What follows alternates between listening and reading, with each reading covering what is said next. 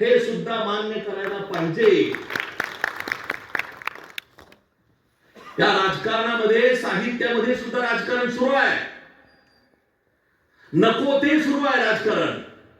आपण हे समजून घ्यायला पाहिजे. माझी कुणाबद्दल तक्रार नाहीये.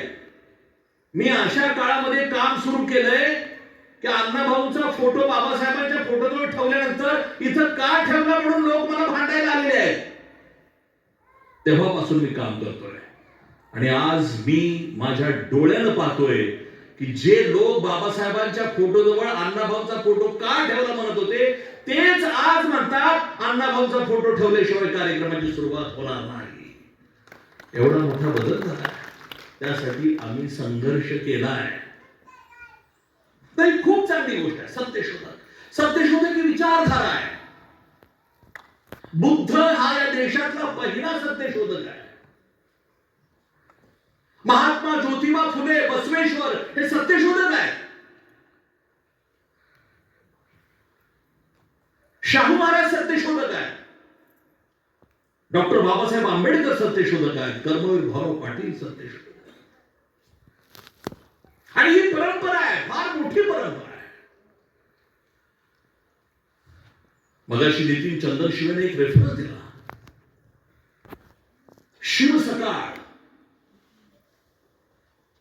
लघु सकाळ, भीम सकाळ. चर्मकार समाजाचं काय म्हणणं आहे? सकाळ कुणाची पण असू द्या, आमची रस्त्याला जागा आहे ना विषय सांगतो.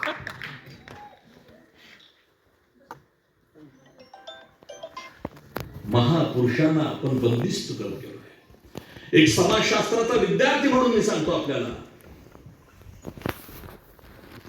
जेव्हा प्रभावी जात, मोठी जात स्वतःला बंदिस्त करून घेते, त्यामुळे नाईलाजानं सगळ्या जातीला बंदिस्त करून घ्यावं लागतं.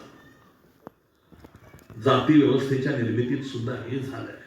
हे सिद्धांत आहे. पहिल्यांदा ब्राह्मणांनी स्वतःला बंदिस्त करून घेतलं आणि त्यांनी त्यांची स्वतःची जात बनवली. ब्राह्मणांनी जात बनवल्यानंतर इतरांच्या पुढे पर्याय राहिला नाही. प्रत्येक जण स्वतःला बंदिस्त करत गेला.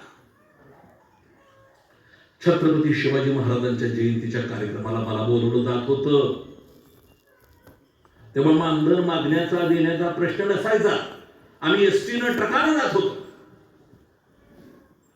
आज आता जयंतीला कुणी जायचं, कुणाला बोलवायचं हे सुद्धा ठरलंय. तुम्ही जयंतीकडे नजर टाका.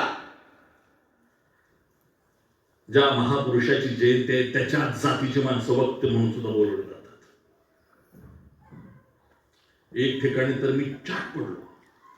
40-50 हजाराचं मानधन मच्छिंद्र सेक्टरला देण्यापेक्षा आपल्यातल्या कुठल्याही माणसाला द्या, अशी चर्चा मंडळात. कुठं चाललाय हा महाराष्ट्र आणि कुठं आपण सगळेच निघालोय. अशा लोकांसाठी मी काही रेफरन्स जाता जाता देणार आहे. छत्रपती शिवाजी महाराजांची पहिली जयंती महात्मा ज्योतिबा फुलेंनी रायगडावर साजरी केली आहे. कशी केली?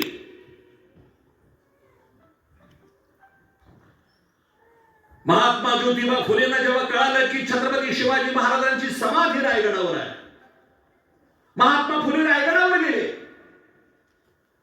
दिवसभर रायगडावर फिरले. प्रचंड झाडं, जंगलात होतं. समाधी कुठं दिसत. दिवस मावळायला लागला. दिवस मावळायच्या आत गडावरून खाली उतरलं पाहिजे म्हणून ते निघाले होते. तेवढ्या ठिकाणी त्या घाईमध्ये काहीतरी चमकल्यासारखं दिसलं. घाई गडबडीत महात्मा ज्योतिबा फुले जवळून जाऊन बघितलं आणि त्यांना खात्री झाली की समाधीचं ठिकाण तिथं आहे. त्या ठिकाणी एक खून केली, मार्किंग केलं आणि ज्योतिबा फुले खाली आले. सरळ पुण्याला आले. दुसऱ्या दिवशी लहुजी वस्तादांना भेटले. लहुजी वस्तादांची तालीम होती. त्या तालमीत महात्मा ज्योतिबा फुले व्यायामाला जात होते. आणि लहुजीला म्हणले, बाबा मी काल रायगडावर गेलो होतो. छत्रपती शिवाजी महाराजांची समाधी तिथं आहे, पण ती सगळ्या झाडांनी झाकून गेलेली आहे. तिच्याकडे कुणाचं लक्ष नाही. आपल्याला ही समाधी सर्वांसमोर आणली पाहिजे. लहुजी बाबा म्हणले, मी काय करू ताणता द्या. ते म्हणले, तालमीतली 4 पोरं माझ्या बरोबर द्या, झाडं बिडं आम्ही सगळे तोडून ती सगळी साफसफाई करतो. लहुजी वस्तादांच्या तालमीतली 5-25 पोरे घेऊन ज्योतिबा रायगडावर गेले. सगळी झाडं तोडून काढली आणि छत्रपती शिवाजी महाराजांची समाधी पहिल्यांदा मोकळ्या वातावरणामध्ये श्वास घ्यायला लागली. त्याच रायगडावर लहुजी वस्तादांनी पाठवलेली पोरं आणि महात्मा ज्योतिबा फुलेंनी त्या समाधीवर फुलं वाहिली. ती पोरं मांगाची पोरं होती लहुजीच्या तालमीतली. त्यांनी छत्रपती शिवाजी महाराजांची पहिली जयंती रायगडावर. हा इतिहास आहे. आमचं आणि शिवाजीचं नातं काय? फकीरा कादंबरीमध्ये फकीरा सांगतो जॉन साहेबाला, जॉन साहेब, मी तुमच्याकडे हजर झालोय, फक्त माझा गबऱ्या आणि ती तलवार माझ्या वडिलांच्याकडे द्या, कारण ती तलवार माझ्या पूर्वजाला छत्रपती शिवाजी महाराजांनी दिली आहे. हे आमचं नातं आहे छत्रपतींच्या बरोबर, आणि हे आमचं नातं ज्योतिबा फुलेंच्या बरोबर. हेच नातं शिवाजी महाराजांच्या बरोबर ज्योतिबांचं आहे. महात्मा ज्योतिबा फुलेंनी पहिला छत्रपती शिवाजी महाराजांचा पोवाडा ज्योतिबा फुलेंनी दिलाय की बरोबर आहे ना सर? मराठी काय करत होते कोणच नव्हत्या का?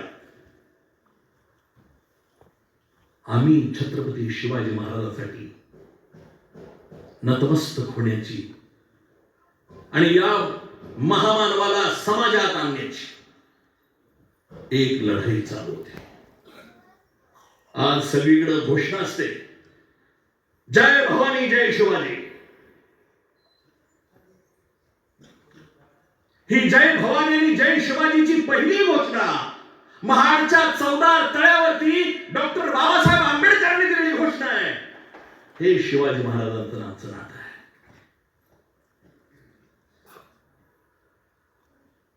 छत्रपती शिवाजी महाराज आणि हे बहुजनांचं नातं हे असं आहे.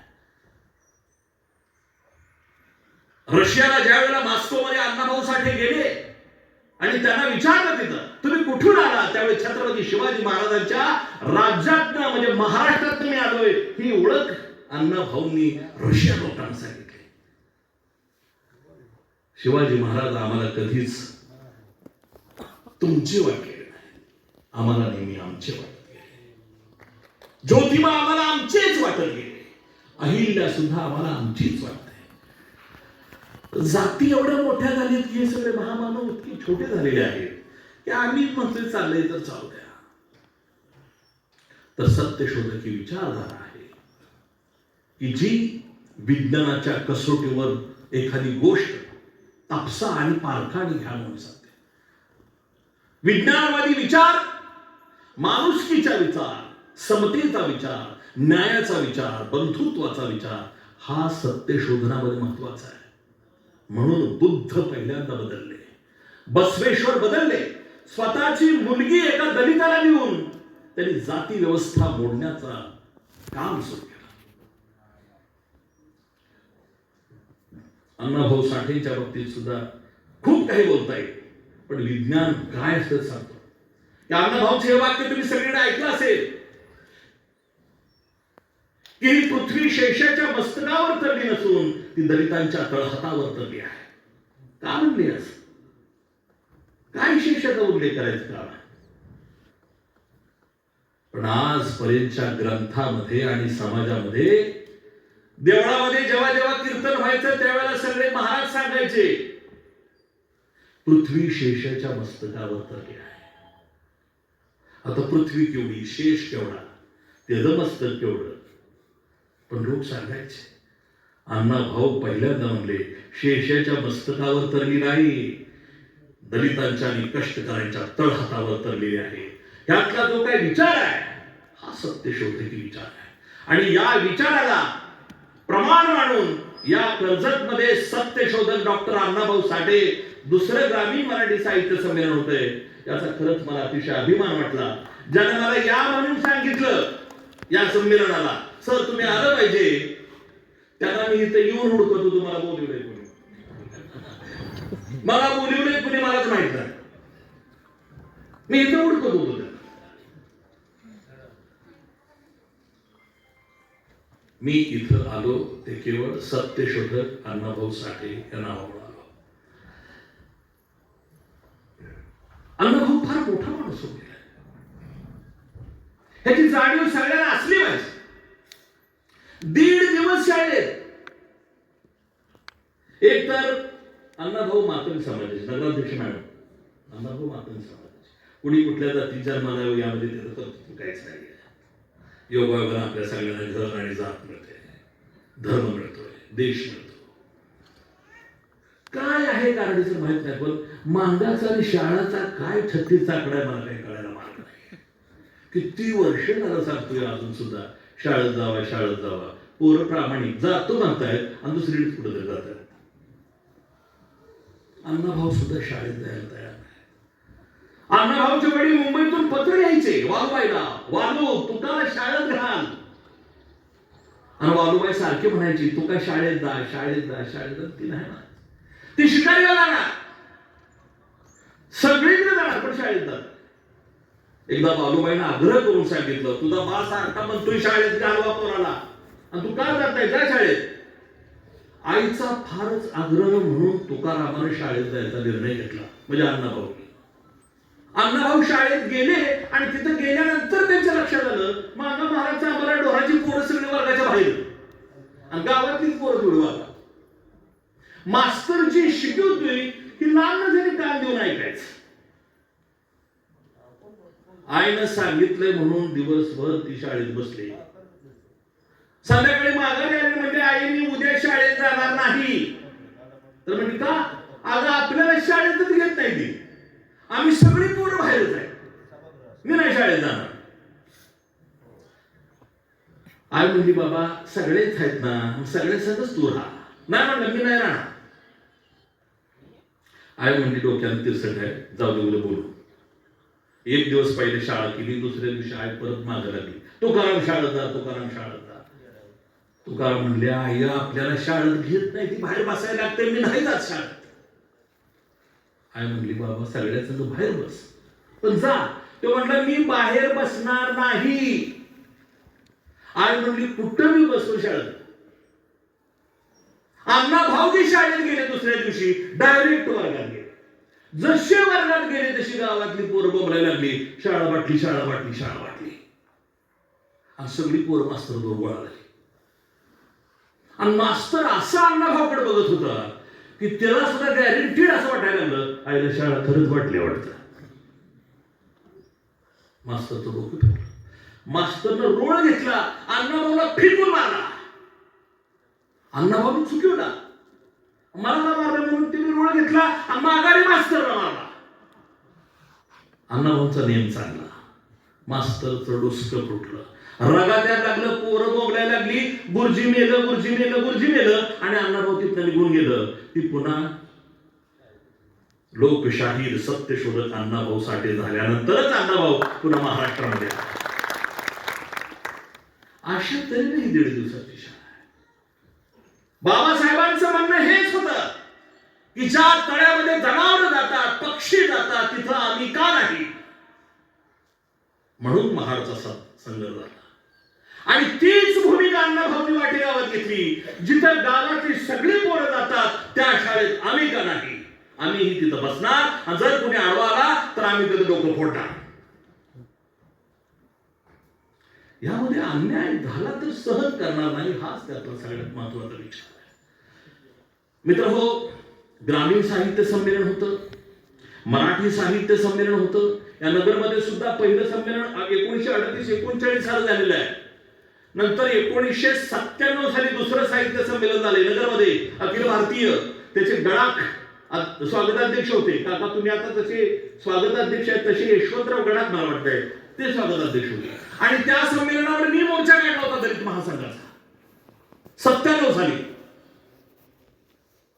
आणि तो मोर्चा होता अण्णाभाऊंचं राष्ट्रीय स्मारक वाटेगावात झालं पाहिजे. अण्णाभाऊंच्या सन्मानाची लढाई आम्ही तेव्हापासून लढतोय. आज एकनाथ शिंदे मुख्यमंत्री असताना त्यांनी वाटेगावला राष्ट्रीय स्मारक करण्याचं जाहीर केलं. अजून काहीच झालं नाही. आमदार साहेब, तुम्ही त्यासाठी काही शब्द खर्च केले तर फार बरं होईल अशी अपेक्षा मी करतो. परंतु ही लढाई अशी आहे, आज आम्ही संपूर्ण महाराष्ट्रात एक मागणी घेऊन चाललोय. अण्णा भाऊंचा सन्मान करायचा असेल तर अण्णा भाऊंना भारतरत्न पुरस्कार देऊन त्यांचा सन्मान झाला पाहिजे. ही आज महाराष्ट्राचा आवाज आहे. परवाच आम्ही जंतर मंतर दिल्लीला आंदोलन केलं. आमचा उद्देश तोच होता. तर मित्रांनो, साहित्य संमेलन ही फार महत्वाची गोष्ट आहे. साहित्य संमेलनामुळे नुसतं मनोरंजन संमेलन करत नसतं. साहित्य हे अन्यायाविरुद्ध माणसाला उभं करतं. अन्यायाविरुद्ध लढण्यासाठी माणसाला बळ देतं. स्वातंत्र्य, समता, बंधुता, न्यायाचा उद्घोष करतं. समाजाला मार्गदर्शन करतं आणि समाजातल्या गोरगरीब वंचितांचं दुःख, वेदना साहित्य मांडतं. म्हणून साहित्य फार महत्वाचं आहे.